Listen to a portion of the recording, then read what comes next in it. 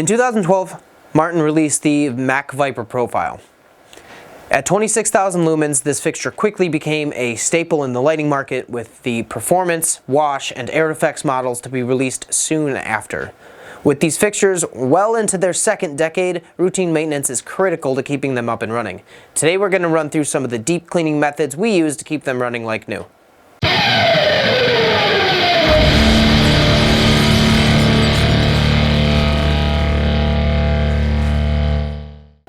To open the head covers and gain access to the modules, we'll need a T25 screwdriver.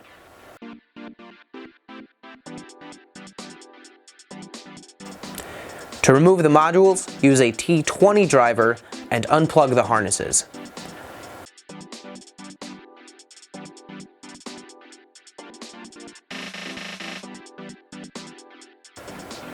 The Gobo modules consist of 2 rotating Gobo wheels as well as a static Gobo wheel and a color wheel.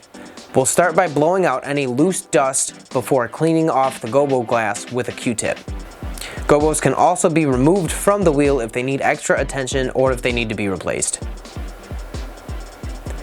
We then want to wipe away any dust or spots off of the color flags.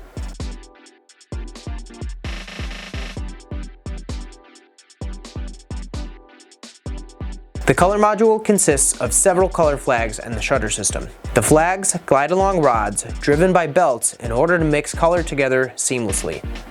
These rods are susceptible to buildup.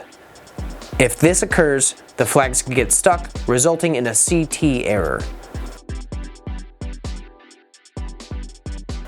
Remove any dirt or grime buildup and lubricate the rods with a zero-weight lubricant, then inspect the belts for fraying to ensure that the flags can move properly.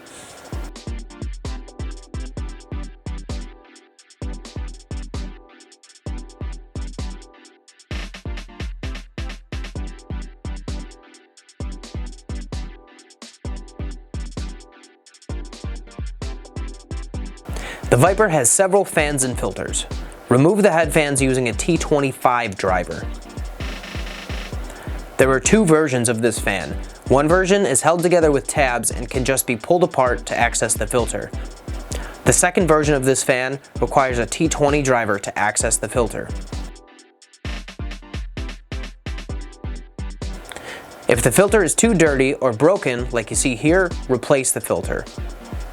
We can blow out all of the dust from these components, being careful not to let the fan spin. Then we can wipe down the components.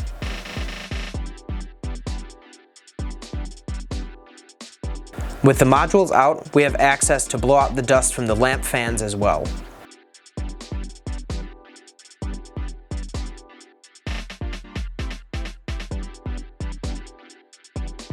Using a T20 driver, we can open up the base and blow out any dust buildup on the power supply and any of the cooling fans.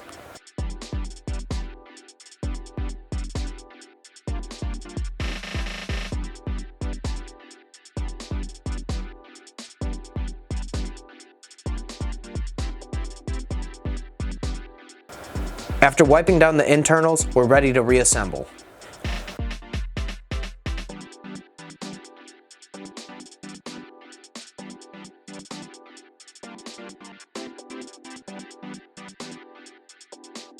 We're going to position the nose of the fixture down and towards us to ensure that the focus lens stays out of our way. Then we're going to line up the module with the rail to reinstall it. When repinning the bus connectors, the Gobo module pins at the top, followed by the color module in the middle, with the effects module that we didn't touch pinned on the bottom. Reinstall the head fans, being careful of any wires running around them.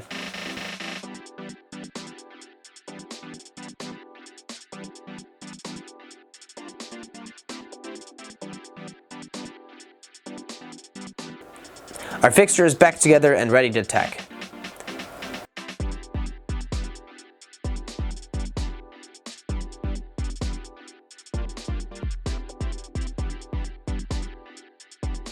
Naturally, we want to check lamp hours before lamping on and change any lamps if needed.